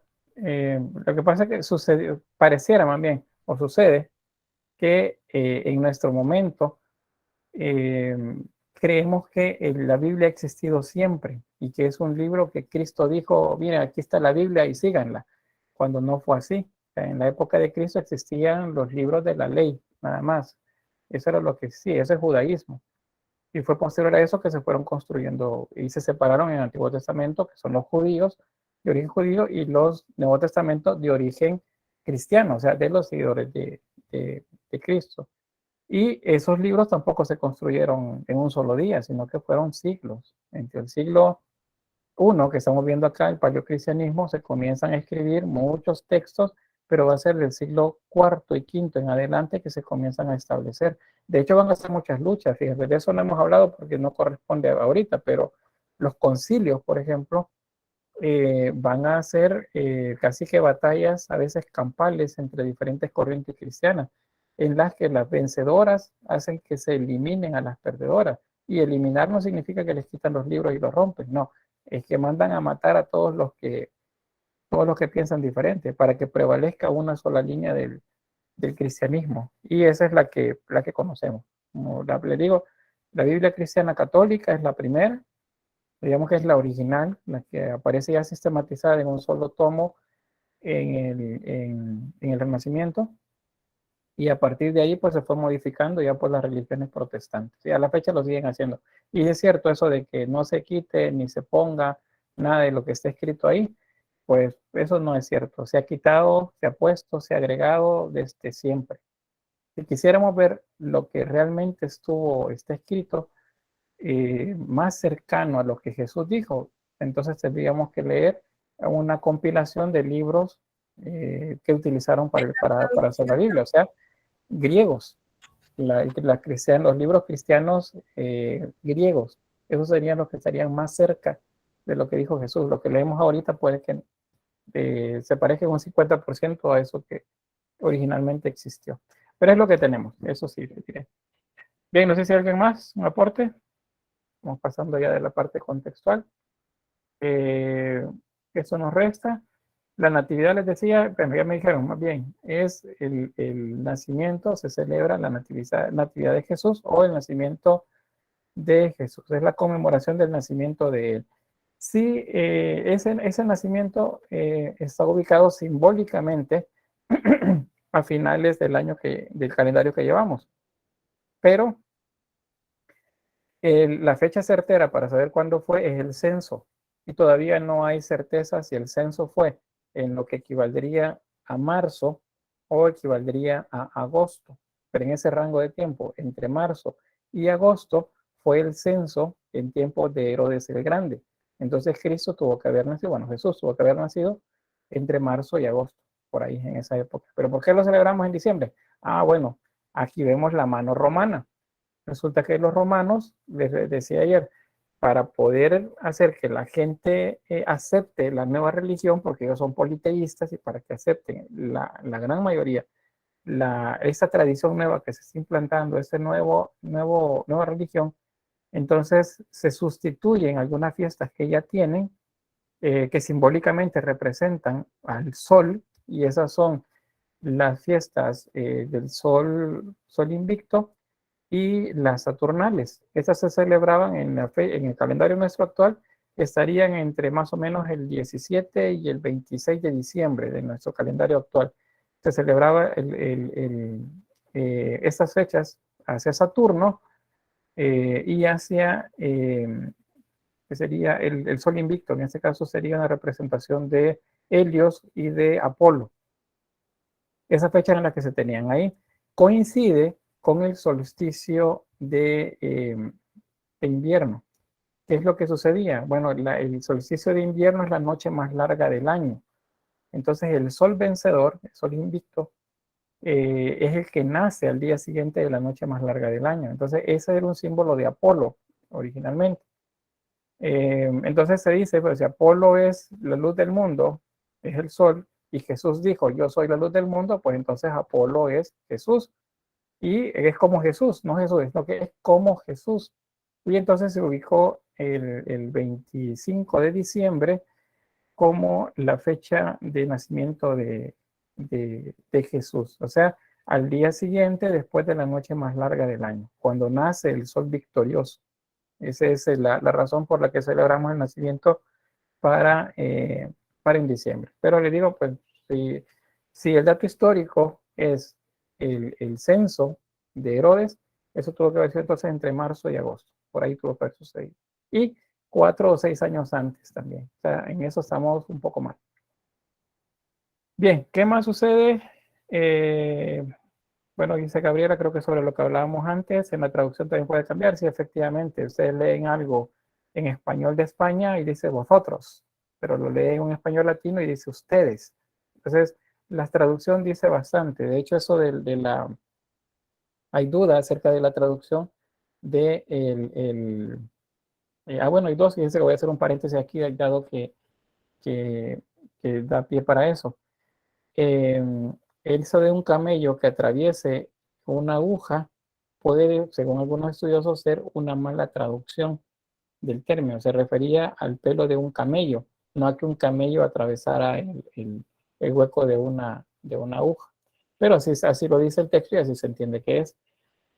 Otro dato también, y eso aparece más adelante en el tiempo, ya en pleno desarrollo del arte bizantino, es que la idea de Jesús pasa de ser un joven barbilampiño, o sea, un joven sin barba ni bigote, en la flor de su juventud, vigoroso, campesino, pastor, pasa de ser eso a ser un hombre un tanto de mediana edad, con barba y bigote y pelo largo.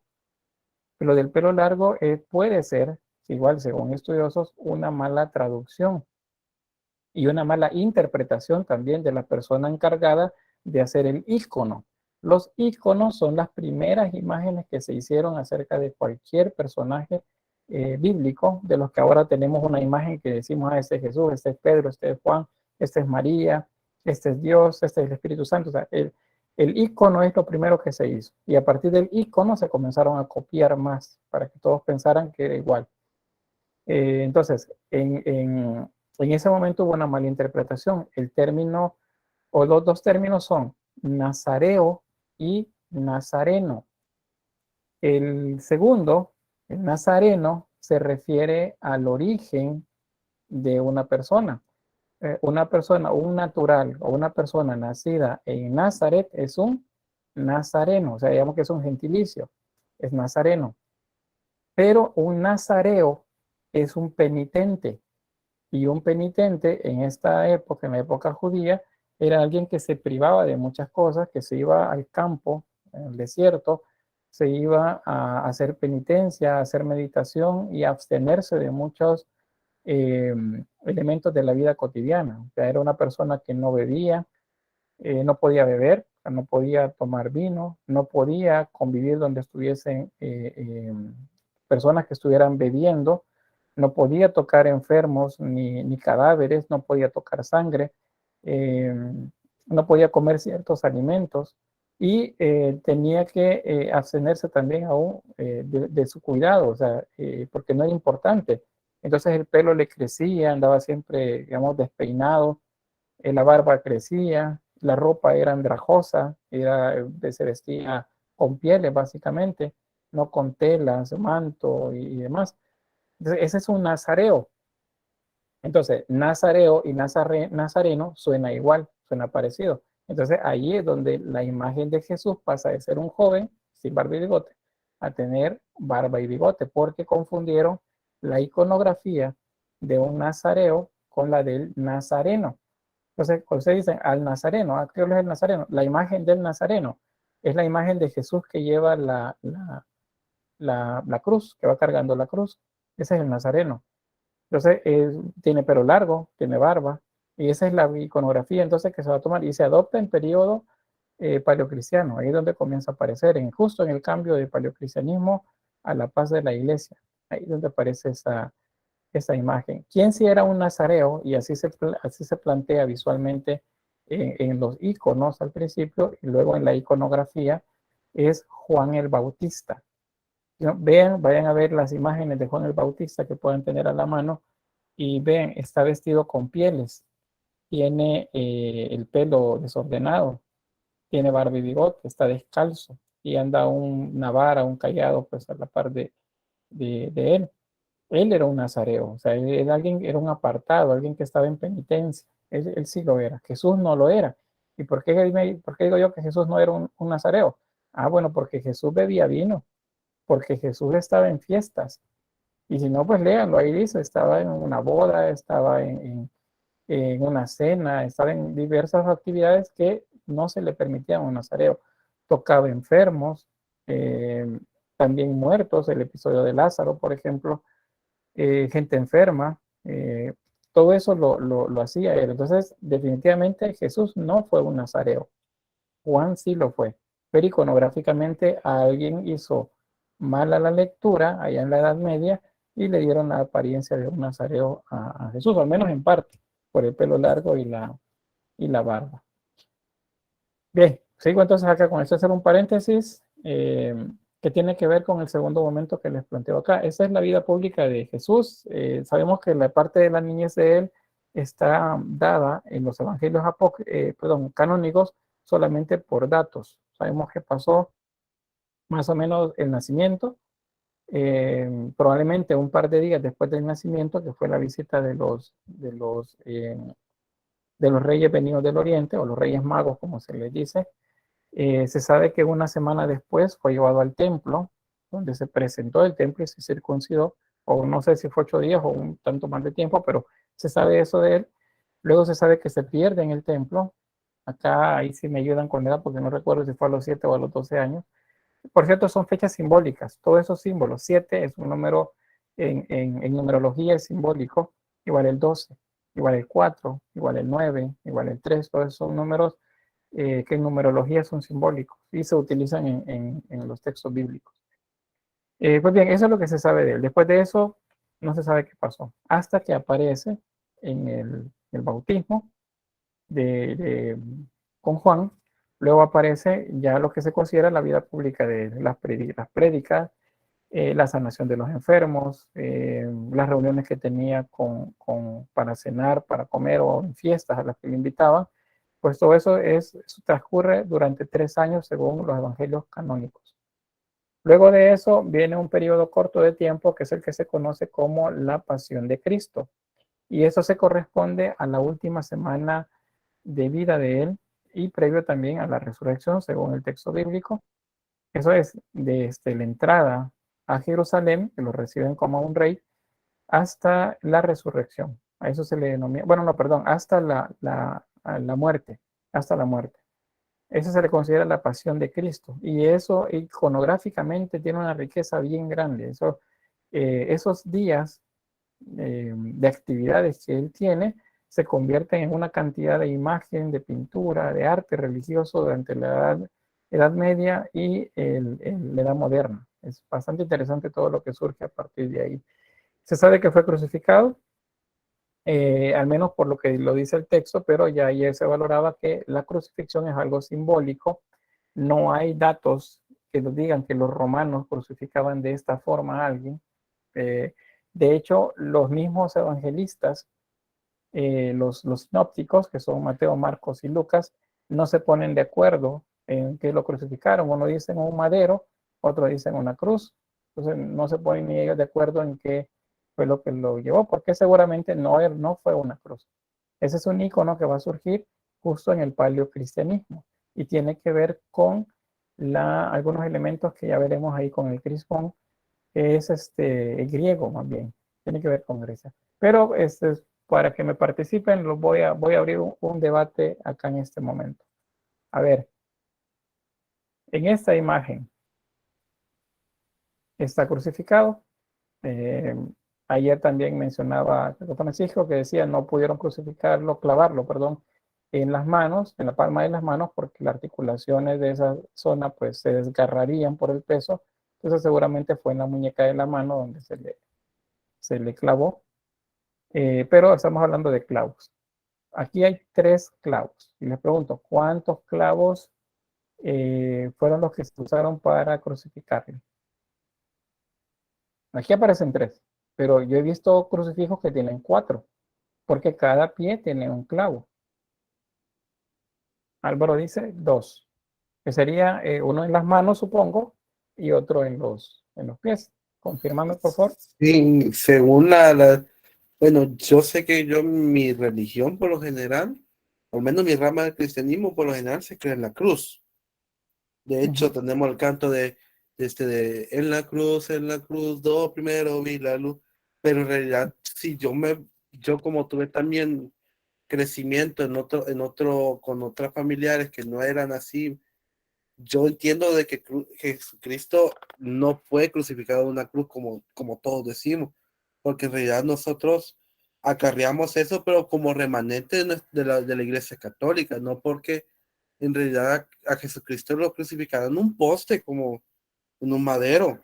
En un madero, Y por eso yo digo que fueron 2 clavos, porque lo tuvieron que huir, como usted dijo ayer, lo clavaron de las coyunturas de la muñeca, así, y lo clavaron de las coyunturas de los talones. Muy bien.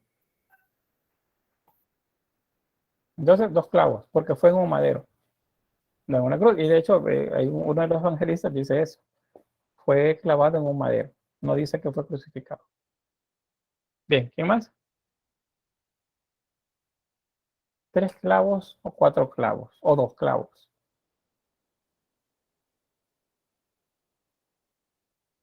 Creo que vi algo en el chat. Dice, Manuel dice, la verdad no recuerdo leer de clavos. O sea, decir una cantidad. De hecho, no la dice. No la dice. Pero acordémonos que mucho de lo que conocemos, mucho en lo que creemos, tiene que ver con iconografía, o sea, con arte, con lo que hicieron en imágenes. Y aunque les parezca que no, y dicen, no, ¿cómo va a creer si yo no creo en las imágenes?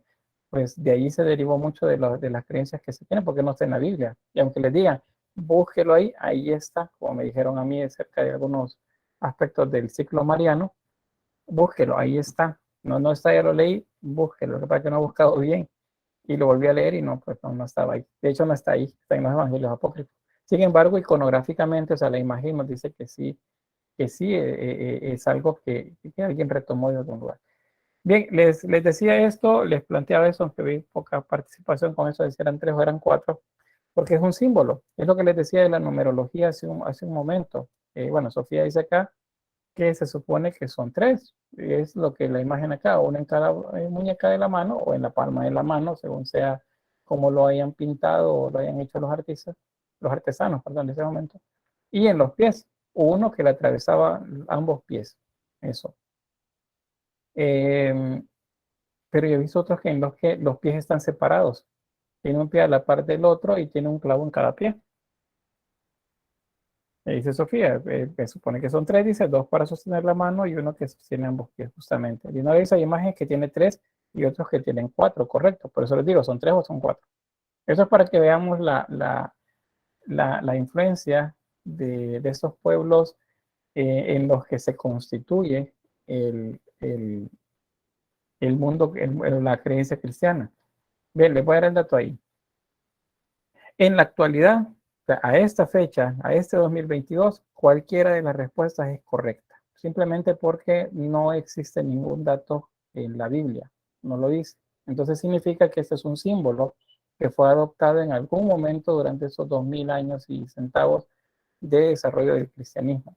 Pero sí les diré que podríamos ubicar entonces a la mayoría de las imágenes que tengan 4 clavos, al menos las más antiguas, las ubicaríamos más cercanos al periodo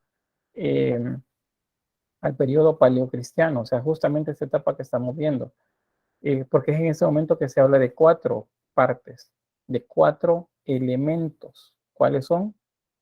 Agua, tierra, fuego y aire. Son 4 elementos. ¿Quiénes decían que las cosas estaban constituidas de eso? Los griegos. Y justamente son los griegos los que ayudan iconográficamente a la construcción de las imágenes con sus tradiciones. Y porque los primeros cristianos vivían en constante contacto con los griegos. Entonces, la imagen esta que tiene 4 puntos, la cruz misma, es un símbolo. Les decía y les he dicho varias veces que no es cristiano, por eso lo hemos visto en Mesopotamia, por eso lo vimos en Grecia y por eso lo vimos en Roma, porque no es cristiano. Y sí representa la cruz, los 4 elementos. Por eso también dicen, ese es un paréntesis, porque eso lo van a ver ustedes dentro de un año en Historia 3, dicen que los pueblos originarios ya conocían la cruz, y es cierto, tenían dentro de su simbología, tenían una cruz, pero esa cruz no se refería a la cruz cristiana. Esa cruz tenía que ver con los 4 puntos cardinales, el oriente, el poniente, el norte y el sur, y los 4 colores sagrados. Entonces, a eso se referían básicamente. Y la unión de esos 4 forman una cruz. Esos 4 puntos, un punto acá, uno acá, uno acá, otro por acá, trazan las líneas y les va a dar siempre una cruz. Entonces, por eso el símbolo que se adopta en esa época para representar al Cristo crucificado es una cruz, pero no hay evidencia que diga que los romanos hacían esto. Ahora, que lo llegaron a hacer, y si me dicen, como no, mire, aquí hay vestigios, ¿y de qué año? Aquí hay un texto que dice que sí. ¿Y qué año es? ¿O qué siglo es? Ah, es del siglo V. Ah, bueno, el siglo V en adelante sí, porque el icono ya estaba para el símbolo ya existía para esa época. Y probablemente para martirizarlos, los romanos lo que hacían era, los clavaban en ese símbolo que ellos querían, en el que ellos creían, y es en la cruz. Entonces, siempre contextualicemos, para entender mejor, siempre veamos de qué fecha estamos hablando para entender por qué la imagen es de ese punto. Les repito, 3 o 4 clavos es de hecho irrelevante pensarlo en términos generales. Cualquiera de las dos cosas es cierta. Pero para nosotros que estudiamos arte, sí es importante que sepamos dentro de su iconografía el símbolo y dentro también de eso mismo la época, el contexto en el que se da esa imagen. Entonces, bueno, ¿y por qué apareció 4 y por qué después son 3? Porque para el siglo V, siglo VI, en los concilios que hacen, comienzan a darle forma también a algo que se llama Trinidad, la Santísima Trinidad. O sea, la Santísima Trinidad como tal, la idea de un Dios que tiene 3 facetas, no es originaria, no es de la época de Cristo, es posterior, y se le dio forma, se le dio peso de ley a eso, hasta ya entrado el cristianismo romano. En ese momento es que se establece que son 3. Y justamente eso mismo es lo que va a generar pleitos entre la corriente cristiana, que van a derivar en la primera fractura del cristianismo católico, que es cuando los ortodoxos se apartan de la vertiente cristiana católica. Y ahí, por lo mismo, porque no se ponen de acuerdo con esto que tienen que ver. Y quienes son católicos, les doy un dato ahí. El credo, esa oración que se recita en el rito de la misa, y que les dice que creo en Dios Padre, y ahí va, luego creo en esto otro. Esos son 12 leyes que se establecieron, dicen los 12 artículos del credo, pues son 12 leyes que se establecieron en esos primeros concilios. A partir de ellas es que se comienza a generar toda la iconografía. Ese es el credo niceno. En el concilio de Nicea es en donde se inicia todo esto por ahí, que es lo que creo. Bueno, avanzo. Luego de la pasión aparece dos eventos más que son la resurrección, esto es al tercer día de haber sido muerto y sepultado. Esto es algo de lo que se cuenta bastante.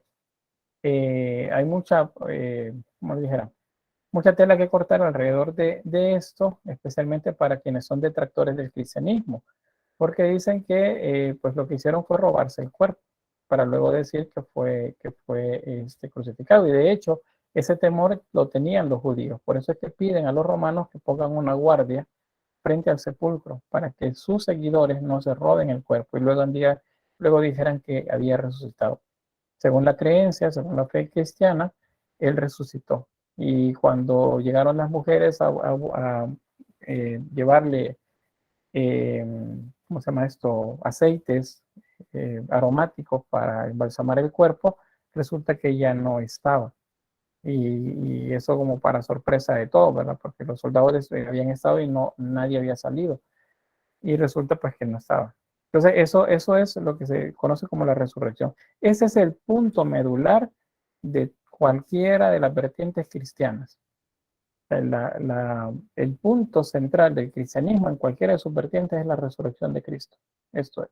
Si no existe resurrección, nada del resto que se dijo es válido. Entonces, por eso es que muchas religiones no cristianas buscan encontrar la tumba de Jesús, porque de esa forma podrían decir que nada de lo dicho, nada de la fe cristiana es cierto. Eso es uno de los datos que pasa. Hay películas, por cierto, sobre eso, sobre la búsqueda del cuerpo de Jesús, porque si lo encuentran, significaría que no hubo resurrección y por lo tanto se cae el pilar más importante dentro del cristianismo, bueno, el cristianismo en cualquiera de sus vertientes.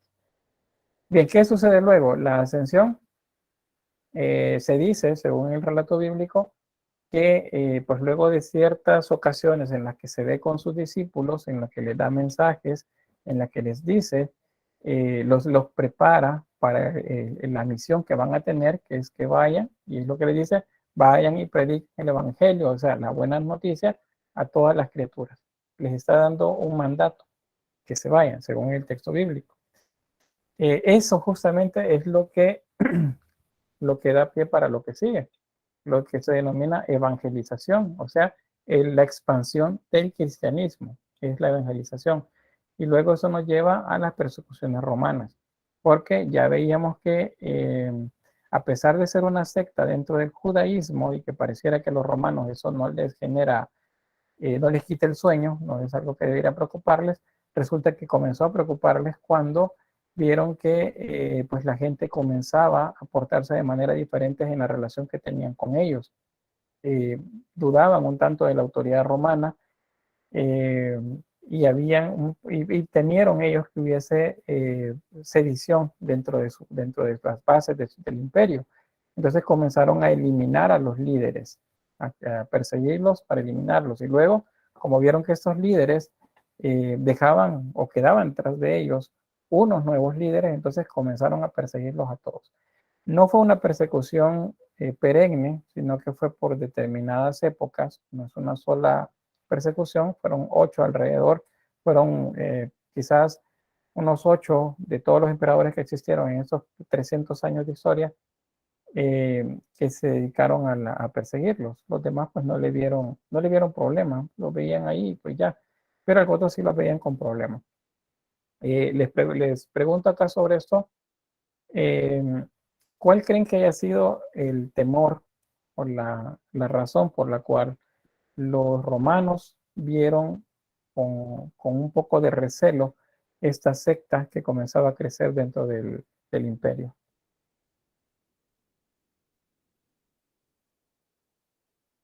¿Veamos? Por el poder que tenían sobre esas personas. Bien, el poder que podían llegar a tener, sí, porque perdían poder. Muy bien, ¿quién más me levantó la mano?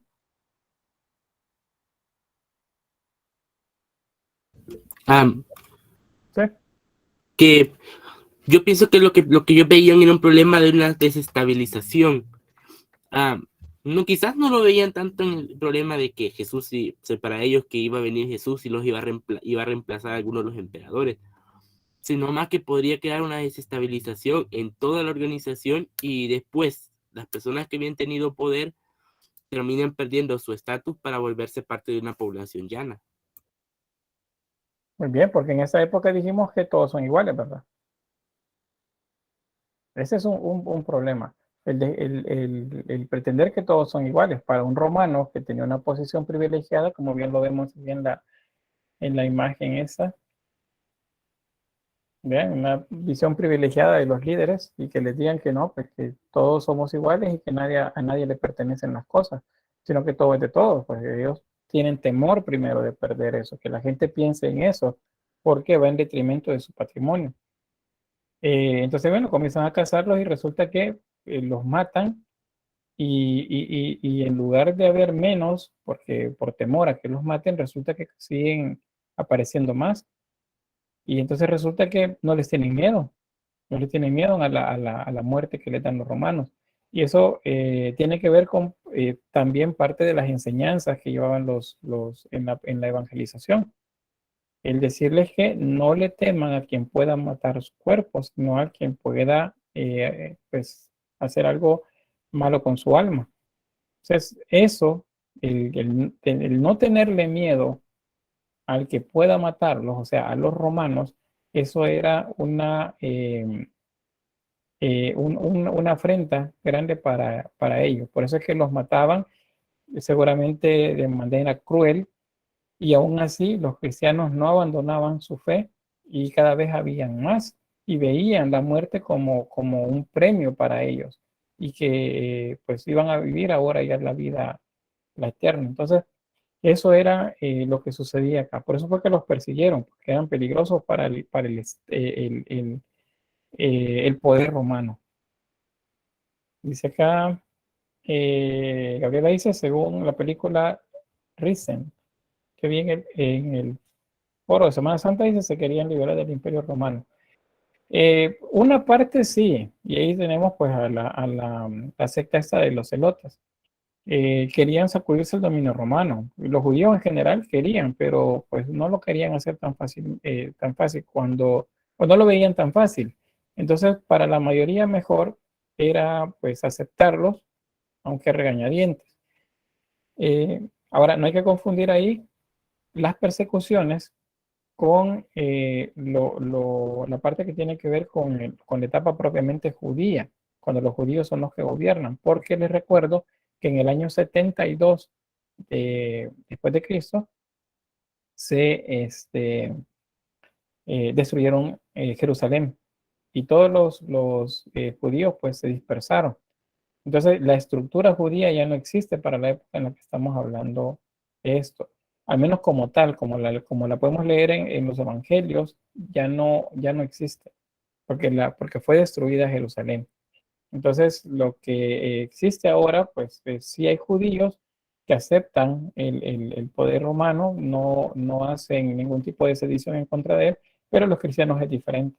Por eso es que los ven como peligrosos, porque pues no es tanto que cuestionen el poder, sino que simplemente dicen que todos son iguales, que la esperanza, y de hecho a los esclavos, a los enfermos, a todos los que sufren algún tipo de persecución o algún tipo de carencia, les dicen simplemente que lo soporten, que deben esperar hasta la venida de Jesús y que en la muerte tendrán el premio pues a todas esas carencias que tuvieron. Entonces, ahí es donde sucede pues esto.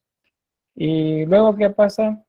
Pues viene la etapa de Constantino el Grande, es la que se llama la paz de la iglesia. Y bueno, es el momento en el que a partir del edicto de Milán, que es en el año 313 después de Cristo, se le da libertad de culto a los cristianos. Y en ese momento los cristianos entonces ya no tienen que temer por su vida y se comienzan a mostrarse cristianos alrededor del emperador también. De hecho, la madre del emperador se convierte al cristianismo. y así otros más de la familia de él.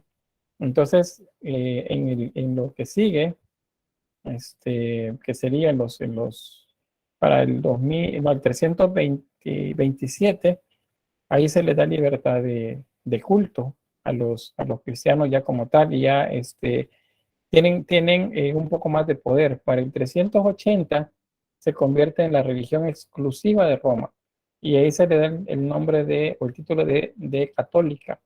Es universal. Católico significa universal. A partir de ese momento, con Teodosio, pues el cristianismo ahora deberá convertirse en la religión de Roma. Y es lo que vamos a ver cuando se desarrolla la temática de Bizancio. Pero eso es en la historia 2, no se ve acá. Constantino, ¿qué fue lo que sucedió? Bueno, Constantino dijo que había visto que un sueño, previo a una batalla, había visto que el cielo se abrió y que en el cielo aparecen unos mensajeros mostrándole una cruz y le dicen, y no signo vinces, que significa con este signo vencerás. Y él asume entonces que debe adherirse al cristianismo, o debe convertir al cristianismo a Roma para poder ser el vencedor. Y así lo hace, y resulta que, pues, según la tradición, nos dicen que a partir de ese momento, pues, él fue vencedor. Lo que no nos dicen es que Constantino no fue creyente del cristianismo en vida. Él se convierte al cristianismo en su lecho de muerte. O sea, él convirtió a Roma al cristianismo, pero él siguió creyendo en los dioses paganos, que serían los dioses romanos, ¿verdad?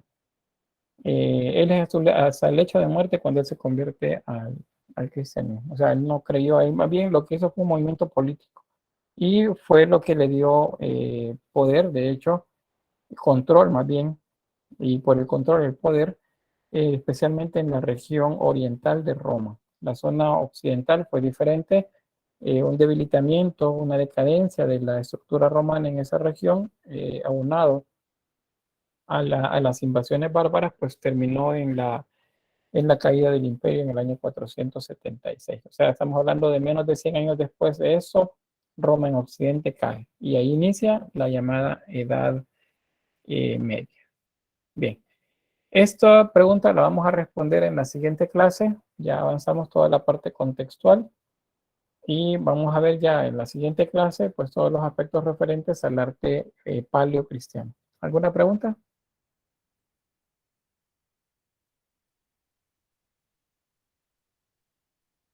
¿No? Bien, entonces nos quedamos por acá. Voy a detener la grabación.